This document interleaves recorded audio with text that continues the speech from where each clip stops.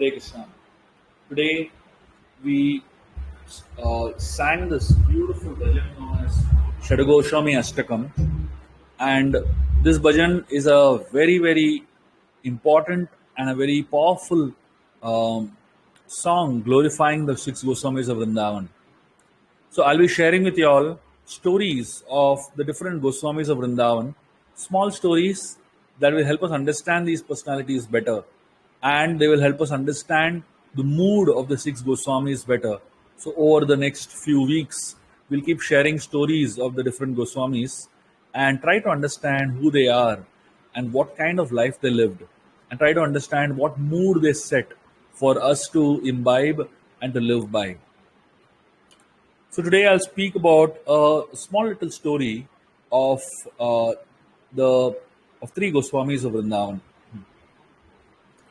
One time in Vrindavan, there was while these Goswamis were living, there was a very powerful scholar who was traveling around India and defeating all the great scholars of India. And this scholar, while he was traveling around, he got to know about the great Rupa and Sanatan Goswami. So he learned that Rupa and Sanatan were the greatest scholars on earth at that point in time, one of the most powerful people on earth. And this man, he thought that if I go and defeat Rupa and Sanatan, then I will become an undeclared hero. I'll be the most scholarly person on earth.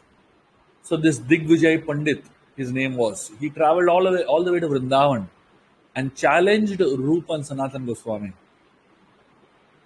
Rupa and Sanatan had given up a lot to become completely focused on Krishna consciousness, completely focused on assisting Lord Chaitanya Mahaprabhu in Vrindavan.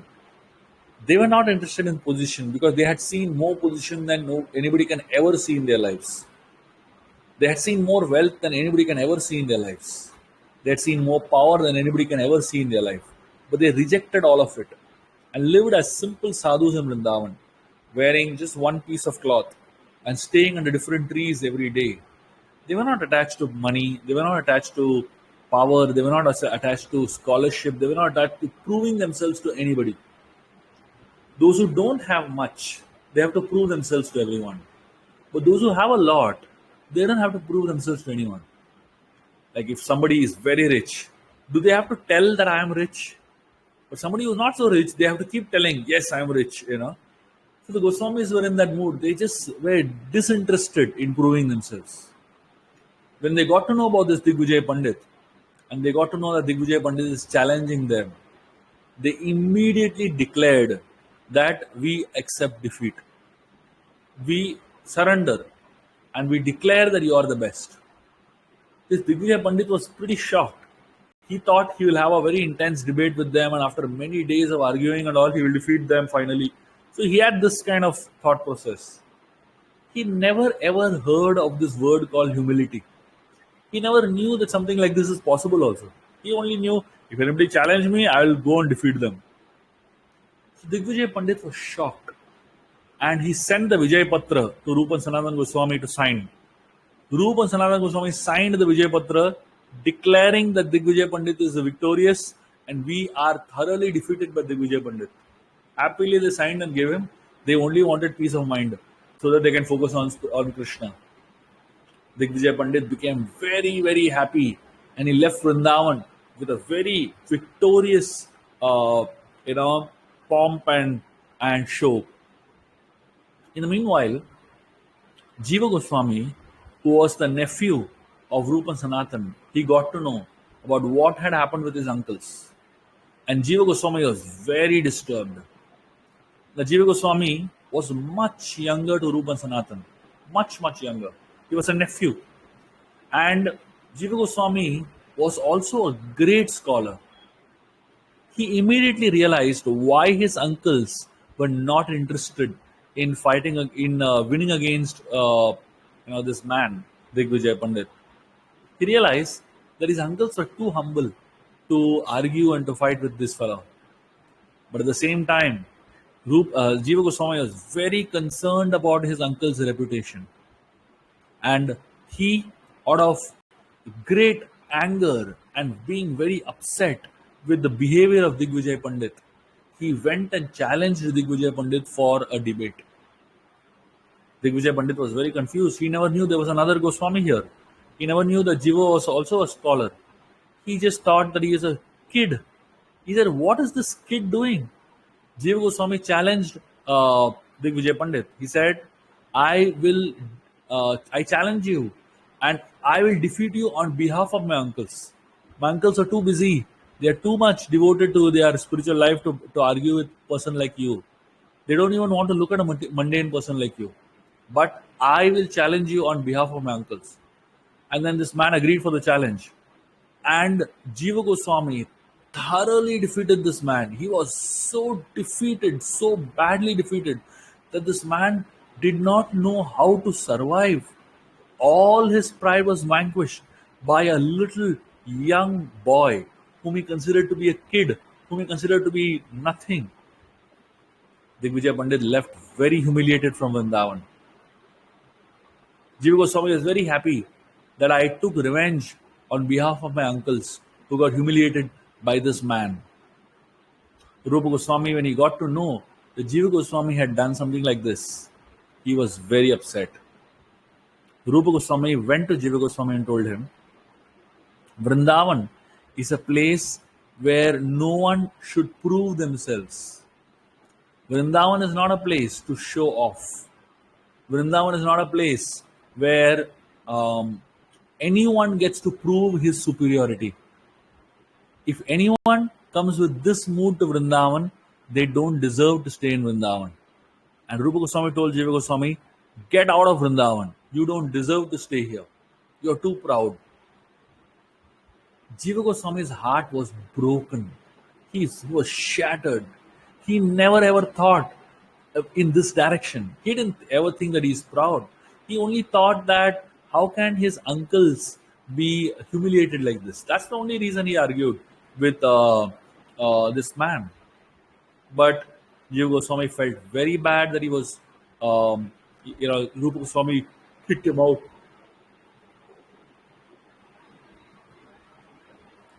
Jiva Goswami left Vrindavan and he stayed in a small crocodile hole. He didn't eat, he didn't sleep, he didn't drink water, nothing, just kept chanting in a mood of repentance. Jiva Goswami didn't get into an argument with his uncle. He didn't get into a discussion and a debate with his uncle, trying to defend himself and trying to, shift the blame on somebody else. He just accepted that I'm sorry, I'm not in the mood of Vrindavan, and he just left Vrindavan. Many, many days passed.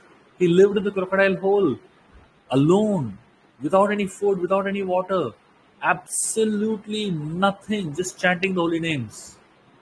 Many days later, Sanatan Goswami got to know through someone that Jiva is staying in a small crocodile hole and he is not eating, not drinking.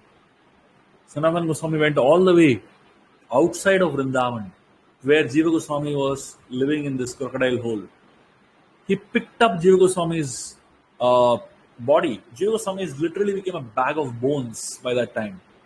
Sanatan Goswami picked up Jiva Goswami and brought him back to Vrindavan in his arms. And he told Rupa Goswami, forgive this boy. Whatever he did with right intentions. Let us not carry this in our hearts and let us understand the mood of Jiva. And Rupa Goswami, when he saw Jiva Goswami's condition, he never ever thought that this will be his plight. And he felt very bad.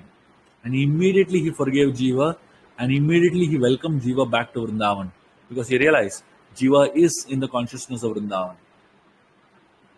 This story teaches us many things on many levels.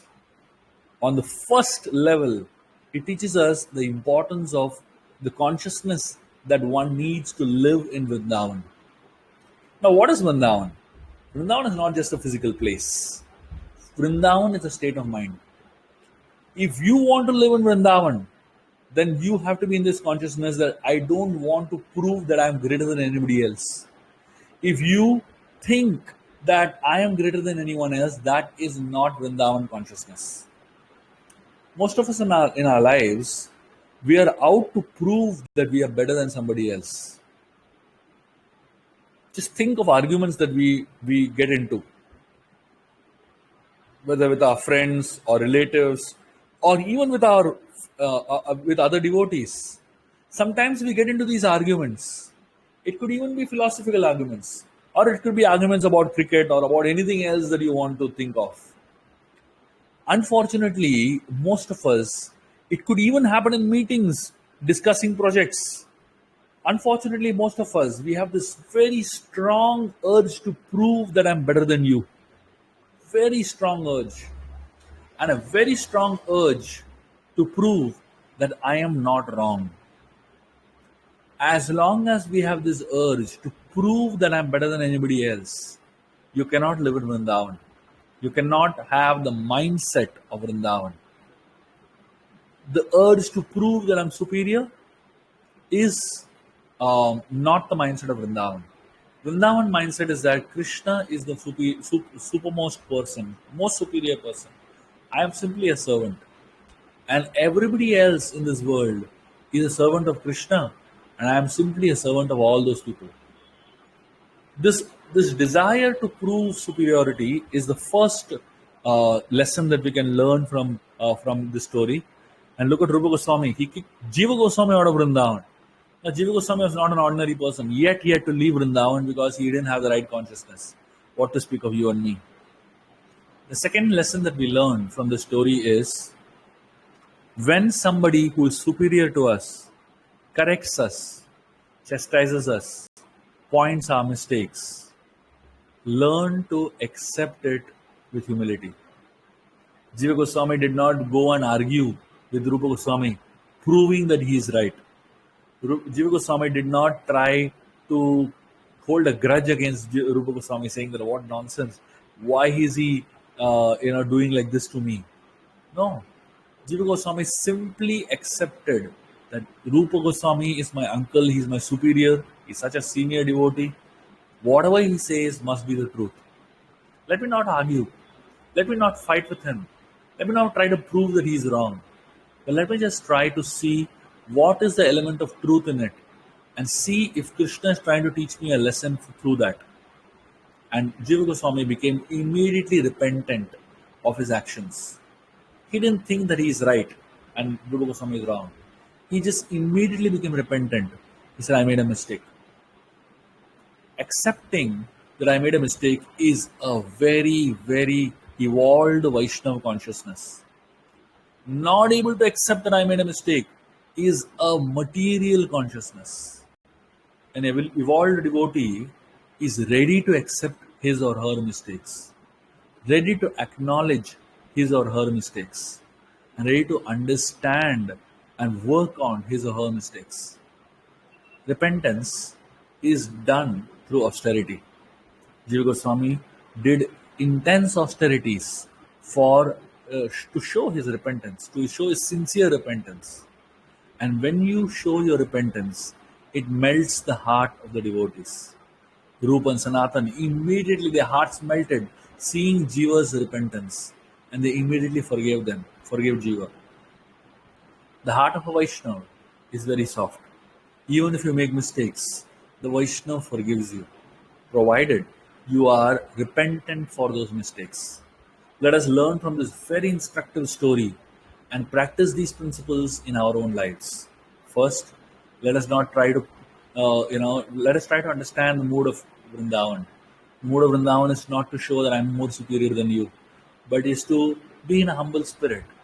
Second thing is that when mistakes are pointed out to you by your superiors, learn to accept those mistakes and become in a sincere state of repentance.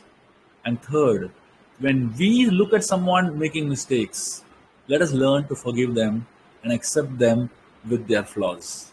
And these three are extremely powerful Vaishnava qualities that will endear us to the Lord. Thank you very much. Hare Krishna.